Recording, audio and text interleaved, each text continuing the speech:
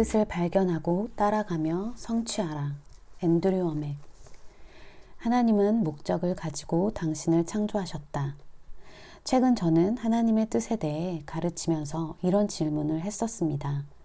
하나님께서 창조하신 목적대로 살고 있다는 확신이 없는 분들 계십니까?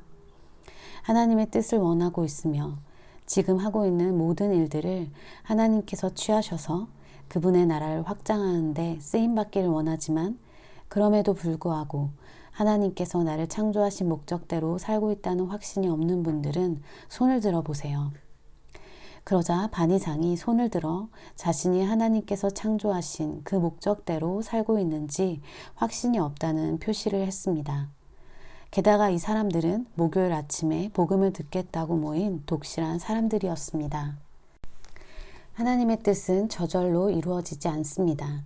의도하지 않았는데도 우연히 이루어지는 것이 아닙니다. 하나님의 뜻이 내 삶 가운데 이루어진다는 말은 첫째로 하나님께서 나를 창조하신 바로 그 목적을 발견하는 것입니다. 저항이 가장 적은 쪽으로 물이 흐르는 것이 자연현상이듯 동일한 원리로 인간의 자연스러운 본성 역시 그냥 내버려 두면 저항이 가장 적은 쪽으로 흘러갑니다. 그러다 보면 정처 없이 살아가다 내가 부딪히는 장애물들이 내 삶의 방향을 결정하게 됩니다.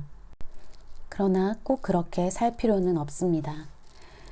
우리의 삶의 만족을 느끼면서 살기를 하나님도 원하시기 때문입니다.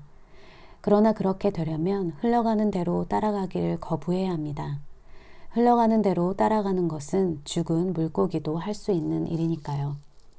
하나님께서 우리를 창조하신 목적을 성취한다는 것은 하나님의 뜻을 발견하고 따라가고 성취하기 위해 의도적인 노력을 기울인다는 의미입니다.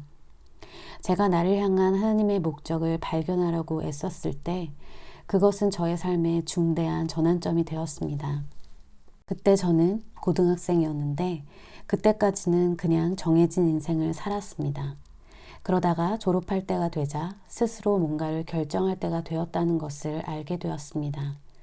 그리고 저는 이 책에서 다룰 질문에 맞닥뜨리게 되었습니다. 그것은 바로 내 인생의 목적은 과연 무엇인가에 관한 것이었습니다. 교회에서 자라면서 하나님은 목적을 가지고 각 사람을 창조하셨다는 것을 배웠고 그 지식으로 인해 지금도 감사한 마음입니다. 내 부모도 내가 태어날 것을 몰랐을 수도 있습니다. 하지만 하나님은 아셨습니다. 우리는 진화한 것도 아니며 실수로 태어난 것도 아닙니다. 나를 창조한 분은 하나님이며 그분은 나를 창조하셨을 뿐만 아니라 목적을 가지고 창조하셨습니다. 제가 진로를 두고 씨름할 그때에도 하나님께서는 내 인생을 향한 목적이 있으시다는 것을 알았기 때문에 진로를 내 마음대로 선택하고 싶지 않았습니다. 그래서 교회 어른들께 물었습니다. 저를 향한 하나님의 뜻은 어떻게 알 수 있나요? 그런데 불행하게도 아무도 대답하지 못했습니다. 그래서 직접 하나님의 말씀을 공부하기 시작했습니다. 성경은 하나님에 대한 지식을 가진 책이니까 내 인생을 향한 하나님의 뜻을 알기 위해서는 성경을 공부하는 것이 좋겠다 싶었습니다. 그래서 새벽 2~3시까지 성경을 읽었습니다. 어려서부터 하루도 빠짐없이 매일 성경을 읽었지만 그때까지 제대로 공부한 적은 없었습니다. 그래서 성경 주석을 하나 사가지고 왔습니다. 그 주석은 매우 두껍고 오래된 책인데다가 5권까지 있어서 정말 무거웠습니다. 그리고 성경 한 구절 한 구절을 공부하기 시작했습니다. 그때 책상 위에 올려놓은 스탠드는 목이 자유롭게 움직이는 것이었는데 목을 조절하여 성경책 바로 위에 오도록 해놓고 성경을 읽었습니다. 그러다 졸기라도 하면 이마가 스탠드에 닿아 데일 듯이 뜨거웠습니다. 그러면 다시 잠이 깨어 계속 성경을 읽을 수 있었기 때문에 일부러 그렇게 했습니다. 그렇게 해서라도 밤늦게까지 성경을 읽고 싶었기 때문입니다. 그의 성경 전체를 2~3번 읽었지만 하나님께서 특별히 뭔가를 보여주신 것 같지는 않았습니다. 나만을 위한 계시를 받지는 못했습니다. 하지만 그것이 기초가 되었습니다. 씨를 심기 전에 씨가 뿌리를 잘 내리도록 돌로 골라내고 땅을 기경해야 합니다. 제가 그 일을 하고 있었던 것입니다. 그렇게 저는 1년 내내 주님의 뜻을 찾았고 그러던 어느 날 갑자기 계시가 열렸습니다. 그러므로 형제들아 내가 하나님의 모든 자비하심으로 너희에게 권고하노니 너희 몸을 하나님께서 기뻐하시는 거룩한 산 제물로 드리라. 이것이 너희가 드릴 합당한 예배니라. 너희는 이 세상과 일치하지 말고 너희 생각을 새롭게 함으로 변화를 받아 하나님의 선하시고 기뻐하시고 온전한 뜻이 무엇인지 입증하도록 하라. 로마서 12장 1장 2절. 그때 이 구절이 살아있는 말씀으로 다가왔습니다. 그 말씀이 저의 마음에서 타올랐습니다. 그래서 몇 개월 동안이나 이 구절을 읽으면서 하나님께 물었습니다. 이것이 무슨 뜻입니까? 어떻게 하면 이렇게 할 수 있습니까? 그리고 얼마 지나지 않아 주님의 사랑을 기적적으로 체험하게 되었습니다. 그 경험이 저의 삶을 송두리째 바꿔놓았습니다. 그리고 그 이후로 4개월 이상을 하나님의 임재에 사로잡혀서 살았습니다. 그리고 그것이 저를 완전히 변화시켰습니다. 하나님을 기적적으로 만난 이 경험에 대해 나눌 때마다 이것이 마치 번개가 치듯 우연히 찾아온 행운이라고 생각하는 사람들이 있습니다. 번개가 어디서 칠지 알게 뭐야 하면서 말입니다. 그런데 사실 번개는 하늘에서 땅으로 내려오는 것이 아니라고 합니다. 그렇게 보이기는 하지만 땅 속에 있는 음전하가 번개를 끌어당긴다고 합니다. 그러니 사실 번개는 땅 속에서 시작되는 것이지요. 저속도로 촬영한 사진을 보면 쉽게 알 수 있습니다. 즉 번개가 특정 지역에만 치는 이유가 있었다는 것입니다. 이처럼 다른 어떤 누구도 하나님을 경험하지 못할 때에도 불구하고 하나님께서 어떤 사람의 인생을 기적적인 경험으로 사로잡으신 데에는 이유가 있습니다. 하나님, 제가 알고 싶은 것을 지금 당장 말해주세요. 라고 했다고 하나님께서 뭔가를 보여주시는 것은 아닙니다. 우리가 할 일이 있습니다. 바로 우리의 마음을 준비하는 것입니다. 저의 경우 제 안에서 어떤 일이 일어나고 있었는지는 잘 몰랐습니다. 그것을 알 만큼 성숙하지 못했으니까요. 다만 저는 하나님을 갈급했습니다. 저의 인생을 향한 하나님의 목적을 알고 싶었습니다. 그래서 18개월 동안 제가 하는 한 최선을 다해 하나님을 찾았습니다. 그렇기 때문에 하나님께서 저에게 나타나신 것은 어쩌다가 그렇게 된 것이 아닙니다. 하나님께서 나를 향한 목적이 있으시다는 것을 저는 알았고 또 그것을 간절히 알기 원한다면 내 인생이 송두리째 바뀔 것을 알았습니다. 결국 그 갈급함의 결과로 하나님께서 저를 만지셨고 지금까지도 저는 그 감격에서 헤어나지 못하고 있습니다. 그 경험이 저의 삶을 변화시켰습니다. 오늘날 교회 안에 팽배해 있는 전형적인 오해가 한 가지 있습니다. 하나님께서 마치 우리를 태엽 인형처럼 풀어놓고서 그 이후에는 스스로 헤쳐나가게 내버려 둔다는 생각입니다. 이러한 오해는 내가 공경에 빠져서 하나님께 기도한다면 혹시나 도와주실지도 몰라 라고 생각하게 합니다. 이러한 철학으로 인해 사람들은 자신이 하고 싶은 대로 하다가 이미 하고 있는 그 일에 축복을 내려달라고 하나님께 기도합니다. 처음부터 하나님의 인도하심을 구해야 하는데 말입니다. 저는 저의 인생을 향한 하나님의 뜻을 발견했기 때문에 내가 하는 일을 축복해달라고 기도한 적이 한 번도 없습니다. 아마도 다들 놀라시겠지만 미국 전역을 다니며 진행하고 있는 저의 말씀 집회를 위해서도 기도하지 않습니다. 그래서 이런 질문도 받아봤습니다. 아니, 이 집회를 위해서 중보기도 하면서 시간을 보내지 않았다는 말입니까? 네, 왜냐하면 하나님께서 하라고 하신 일이니까요. 하나님은 불의한 하나님이 아니시기 때문에 저에게 어떤 일을 하라고 명하신 뒤에 그 일을 저 혼자의 힘과 능력으로 하길 바라지 않으십니다. 하나님은 저에게 하라고 하신 그 일을 제가 잘할 수 있도록 저에게 기름 부으셨습니다. 이것은 모든 사람들에게 동일합니다. 하나님께서 하라고 하신 바로 그 일을 한다면 하나님께 역사하셔서 축복해달라고 기도할 필요가 없습니다. 하나님은 이미 그 일을 축복하셨기 때문입니다. 사람들이 하나님께 도와달라고 기도하는 이유 중에 하나는 하나님이 명하지 않은 일을 하고 있기 때문입니다. 어쩌다가 하나님께서 뜻하신 일을 하게 된 사람들도 있겠지만 그들에게는 하나님께서 하라고 하신 바로 그 일을 하고 있다는 것을 확실하게 알 때에만 오는 그 확신과 기쁨이 없습니다. 거룩한 불만족. 완전한 평안과 기쁨을 누리는 유일한 길은 하나님께서 이끄시는 방향으로 내 인생을 맞추는 것입니다. 그렇게 하지 않으면 하나님의 완전한 뜻 안에 있지 않아서 마음에 평안이 없는 것인데도 불구하고 오히려 낙심된 마음을 위로해 달라고 하나님께 기도할 수도 있기 때문입니다. 당신이 올바른 방향으로 가고 있지 않을 때 하나님은 안식할 수 없는 마음, 즉 제가 거룩한 불만족이라고 부르는 것을 주심으로써 당신이 가고 있는 방향을 돌리려고 하십니다. 하나님께로부터 오는 거룩한 불만족은 낙심과는 완전히 다르다는 것을 알아야 합니다. 세상으로부터 오는 낙심은 하나님께 집중하지 않고 육신에 집중한 결과입니다.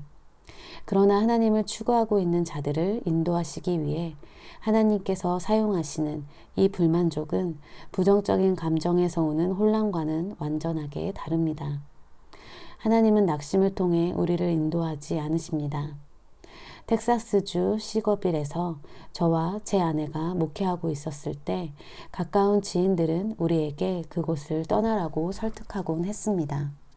아무도 당신들이 전하는 메시지를 받아들이지 않고 있고 당신들을 원하는 사람도 없으니 어서 그곳을 떠나야 합니다. 많은 사람들이 우리의 교회를 멀리했다는 것은 사실입니다. 하지만 우리는 텍사스 시거빌에 헌신했었습니다. 그곳의 사람들을 사랑했고 그래서 행복했기 때문에 계속 그곳에 머물며 사역할 수 있었습니다. 그러던 어느 날 교회에서 기도하던 중에 모든 것이 변해버렸습니다. 마치 누군가 제 안에 있는 스위치를 꺼버린 것 같았습니다. 그때 창밖을 내다보았는데 갑자기 이런 생각이 들었습니다. 하나님, 제가 여기서 뭐 하고 있는 것입니까? 이곳이 땅끝은 아닐지라도 땅끝에서 크게 멀지 않은 곳이네요. 바로 그 순간 그곳을 향한 마음의 열정이 식어버렸고 갑자기 시거빌이 정말 싫어졌습니다. 저의 마음이 너무나 갑자기 변했기 때문에 저도 매우 놀랐습니다.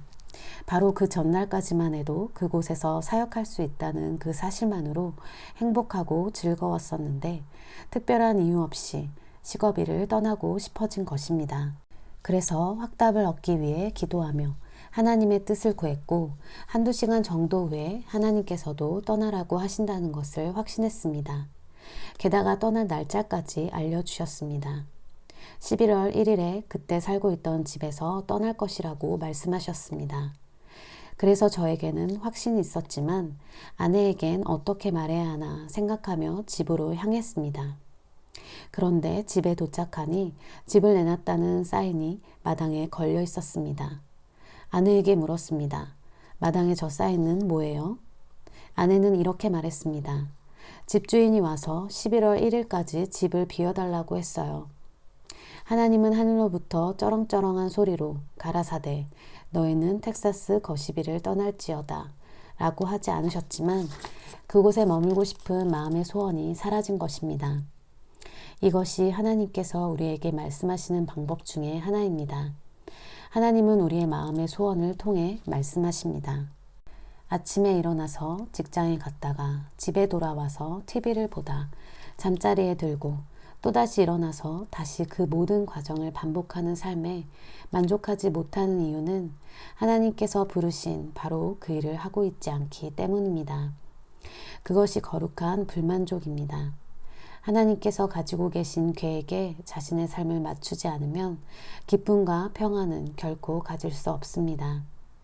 아침에 일어날 때 내가 세상을 변화시키고 있고 다른 사람들의 삶에 선한 영향력을 끼치고 있다는 확신으로 오늘은 또 무슨 일이 일어날까 기대하며 하루를 시작할 수 있게 하는 그 힘은 하나님께서 창조하신 목적대로 살고 있지 않은 사람들에게는 절대 허락되지 않습니다. 슬픈 일이지만 하나님의 뜻 가운데 있다는 것을 알 때 오는 이 만족감을 한 번도 경험하지 못한 그리스도인들이 너무나 많습니다. 그 이유 중에 하나는 교회가 세상에 영향을 끼치지 못하고 오히려 세상의 영향을 받았기 때문입니다. 믿지 않는 가정은 물론이고 믿는 가정에서 자란 사람들조차 내 삶은 내 것이며 내가 원하는 대로 살면 된다고 믿으며 자랐습니다. 어떤 이들은 부모로부터 나는 너를 가질 계획이 없었다 는 말을 들으며 성장했기 때문에 자신은 실수로 태어났다는 생각을 하고 삽니다. 또 어떤 이들은 주변을 둘러보며 자신은 다른 사람들이 가진 능력과 재능을 갖지 못했기 때문에 부족하다는 생각을 합니다. 많은 사람들이 자신은 어쩌다 태어났다고 생각하기 때문에 매일의 삶과 씨름하며 간신히 견디고 있습니다.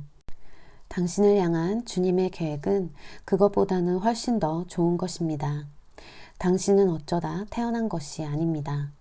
당신에게는 하나님의 뜻을 이루기 위한 재능이 부족하지 않습니다. 계속되는 어려움과 싸우며 힘들게 살아갈 필요도 없습니다. 하나님은 당신을 향한 목적을 가지고 계시며 당신을 창조하신 이유가 있습니다. 당신은 특별한 목적을 가지고 태어났고 당신이 그것을 발견하길 하나님도 원하고 계십니다. 태에서 구별됨. 내가 주께 감사함은 나를 지으심이 심히 기묘하심이라. 주께서 하시는 일이 기이함을 내 영혼이 잘 아나이다. 내가 은밀한 데서 지음을 받고 땅의 깊은 곳에서 기이하게 지음을 받을 때에 나의 형체가 주의 앞에 숨겨지지 못하였나이다. 내 형질이 이루어지기 전에 주의 눈이 보셨으며 나를 위하여 정한 날이 하루도 되기 전에 주의 책에 다 기록되었나이다. 하나님이여 주의 생각이 내게 어찌 그리 보배로운지요. 그 수가 어찌 그리 많은지요. 시편 139편 14절 17절. 얼마나 놀라운 말씀입니까? 하나님은 당신이 태어나기도 전에 당신을 보셨습니다. 어머니의 태에 속에 있는 당신을 보셨습니다. 당신의 몸이 형성되고 있을 때 하나님께서 당신의 재능과 능력, 목적을 동시에 엮어 넣으셨습니다. 이런 것들은 당신의 일부입니다. 당신이 태어나기도 전에 당신의 삶이 어떤 모습이 되어야 하는지 하나님께서 이미 기록해 놓으셨습니다. 당신의 재능과 능력도 적어 놓으셨습니다. 자신이 스스로 예술가가 되었고 회계사가 되었고 또 다른 무엇이 되었다고 생각하겠지만 하나님께서 이미 넣어 놓지 않으신 것을 꺼냈을 수는 없습니다. 당신의 기질과 성향을 만드신 분은 하나님이십니다. 어떤 사람은 쾌활하고 명랑하지만 또 어떤 사람은 조용하고 차분합니다. 당신이 가진 그 성격은 하나님이 주신 것입니다. 그렇게 만드신 분은 하나님이십니다. 어느 정도는 바꿀 수 있겠지만 근원적인 성향은 바꿀 수 없습니다. 요즘은 제가 그냥 걷는 것을 좋아하지만 전에는 달리기를 즐겨 했습니다. 고등학생 때는 선생님들의 권유로 단거리 달리기를 했었습니다. 그러나 단거리 달리기가 정말 싫었습니다. 잘하지도 못했고요. 계주 선수 정도 실력은 됐지만 메달은 따지 못했습니다. 졸업을 하고 나서는 조깅을 했는데 조깅은 참 좋았습니다. 25km에서 30km를 천천히 달리는 것은 좋았습니다. 하지만 50m를 질주하는 것은 너무 힘들었습니다. 나중에 알게 된 것인데 우리의 근육은 빠른 근육 섬유와 느린 근육 섬유로 이루어졌다고 합니다.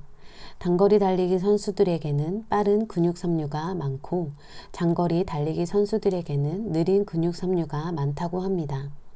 훈련을 통해 빠른 근육 섬유와 느린 근육 섬유의 비율을 어느 정도 바꿀 수는 있지만 한계가 있으며 기본적인 비율은 변하지 않는다고 합니다. 어떤 사람들은 속도를 내도록 만들어졌고 어떤 사람들은 오랜 시간 지속해서 달리도록 만들어진 것입니다. 제가 단거리 달리기를 싫어했던 이유는 제가 속도를 내도록 만들어지지 않았기 때문입니다. 저는 장거리 달리기를 하도록 만들어졌습니다. 이처럼 성격도 어느 정도 영향을 받고 변할 수도 있지만 특정 성격을 가진 특정 유형의 사람이 되게 하는 타고난 성향이라는 것이 있습니다. 하나님께서 그렇게 만드신 것입니다. 어머니의 태에서 형성되기 전에 이미 하나님께서 다 계획하시고 다 기록해 두셨습니다. 이렇듯 하나님께서 당신의 재능과 목적을 엮어 넣어주신 것은 사실이지만 하나님은 당신의 삶을 향한 그분의 목적을 강압적으로 이루지는 않으십니다. 이것을 오해했기 때문에 많은 사람들이 하나님의 뜻을 알아채지도 발견하지도 못하는 것입니다. 운명론적인 생각을 가지고 어차피 그렇게 될 거라면 반드시 그렇게 된다고 생각합니다. 이런 노래도 있었습니다. 캐세라 세라 될 대로 되라 어떻게든 되겠지. 숙명을 따라 사는 것이라고 믿는다면 엄청나게 잘못된 결정을 하며 살아가게 될 것입니다. 환경이 자신을 이끌고 지배하게 해서는 안 됩니다. 하나님은 당신을 인질처럼 끌고 다니는 분이 아니십니다. 하나님의 주권대로 하나님의 뜻대로 다 된다고 생각하는 사람들이 많은데 사실은 그렇지 않습니다. 하나님은 최고의 권위를 가지셨고 보이는 것과 보이지 않는 모든 것의 주인이시다 라는 점에서 하나님은 주권적이시다 라는 말은 맞습니다. 그렇지만 하나님의 허락 없이는 아무 일도 일어나지 않는다 라는 의미에서는 주권적이지 않으십니다. 하나님은 당신의 삶을 통제하지 않으십니다. 자신의 뜻을 강압적으로 이루려 하지 않으십니다.